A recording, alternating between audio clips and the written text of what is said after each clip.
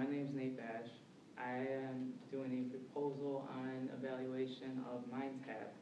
I'm a student at RIT. I've been going to school for 6 years now, and I've used a couple different platforms for online learning, such as Angel and MindTap and Cengage. I want to start off with the executive summary. To start off, our current learning resource is MindTap. And I'm going to get into detail about what MindTap actually is, what it offers. The second part of my presentation, I want to talk about the evaluation of MindTap. What made me do a proposal on MindTap, and why did I decide to recommend to continue using it? Thirdly is the recommendation, which I'll explain why I did that. So I'm going to cover today reviewing MindTap. I'm going to go through the basics of it, outlining all the functions, different apps, the features.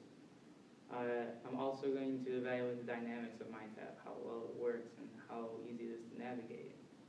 I'm going to talk about some statistics that were done in a study, or statistics that were gathered from a study. And I'm also going to analyze the benefits of those statistics. Then lastly, one of the second last things I'm going to do is recommend possible improvements for MindTap if I were to use it again.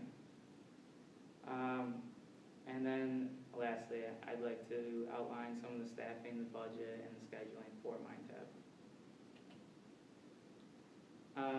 So what is MindTap? Right now we're using an MCC. It is an online learning platform that's meant to help aid the student enhance their knowledge. We are using it in the class professional communications right now. It is an RIT transfer credit. I'm doing a summer course for it right now. MindTap is meant to take a student from being a student to changing them into a critical thinker. Like I said, it enhances the student's education and their business skills and knowledge. The purpose of MindTap is to improve student grades. That's a big one right there, obviously. The other ones are better understanding of the material. MindTap is very interactive, and interaction ingrains knowledge into the student's brain a little bit more. Because of that, students are better prepared for their classes. Teachers have commented how they appreciate that the students are more active, they're raising their hands. Because MindTap is interactive too, it requires you to log on just about every single day, which kind of builds into a higher work ethic for the student. You're going to learn some business skills, and obviously those are going to grow. Teachers are commenting that they may be learning a little bit more because MindTap is almost like a second teacher. And then for the teacher's side, they are now able to track the students' progress much better than before. Their strengths, they're able to see their strengths and weaknesses and maybe target some of the weaknesses and focus on them. Evaluating the reviews. This one was one of the first steps I took into deciding to look into recommending MindTap. The reviewer credentials are a big thing. I'm not going to take a student's credentials and make their point valid or take their review seriously. So I stuck with a lot of teachers' reviews. The nice thing about these reviews are they are open-ended answers. As one of the teachers said, the students' grades are higher. Students are also more in tune with the course material and are more prepared for class. So we can spend more time on discussions. I love that. As a teacher from the San Jacinto College District, that's a good example of what I'm talking about for open-ended responses.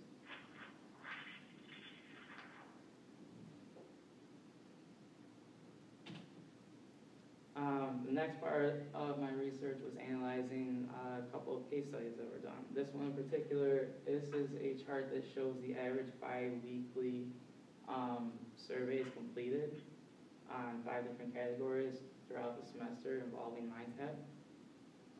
It's graded on a 0 to 4 scale, 4 being the best. All these ratings are pretty good for considering that it's a computer teaching them. It's not a teacher teaching them.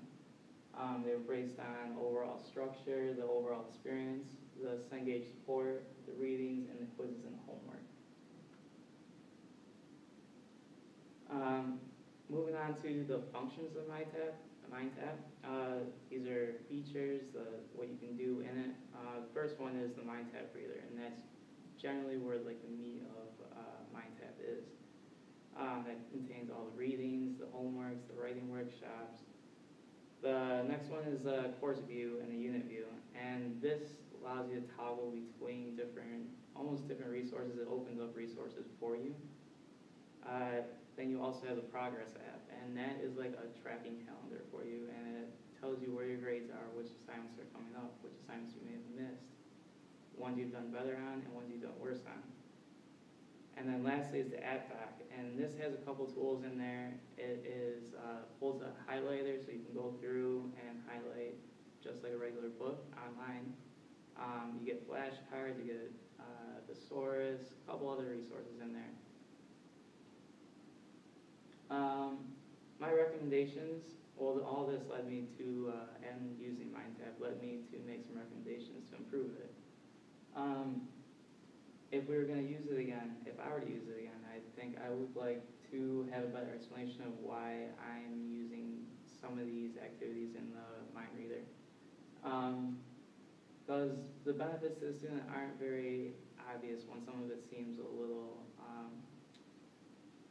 redundant. The writing workshops, the reading chapters, and the homework assignments, some of it is just over and over and over again.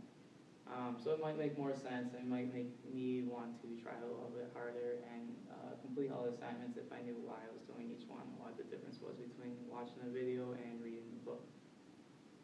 The next part was a detailed grading rubric for the MindTap. Although MindTap does track your success and your progress, it'd be nice to see on a rubric what's due every single week and what's not due. Not every single assignment is due every single week, so it got a little unorganized in that sense.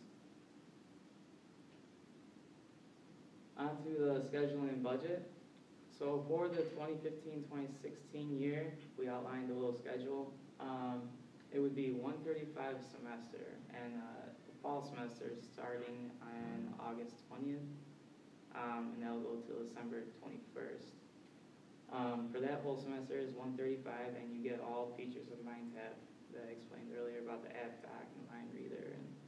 And then you move on to the spring semester. You get a little bit of a break in between, another 135 per student, and you only have to take these classes once as a student, hopefully. And then that circles back around to summer classes, and then just loop right back over to fall classes again. As far as staffing went, you don't need a big staff. It's just the teacher, and you need a teacher that knows how to operate MindTap, that can navigate it, that can help the students answer their questions when maybe something isn't working or it's not as obvious to them. With that being said, as a teacher, you need a qualified professor. And my first choice for a qualified professor is Professor Ann Tippett. She's demonstrated her knowledge of MindTap, even though it is the first semester for her. I think it went really well. Any questions? Would you recommend MindTap being used in another class? I would, and I've used it in other classes already. It's not a bad resource at all. Any other questions? How involved was your professor throughout this course? Professor Tippett was great. She was online. She gave us a set schedule every morning when she'd be there, and she didn't miss the days. If she did, she'd make up for it. She let us know when things were due, and that kept me organized, and that helped out a lot.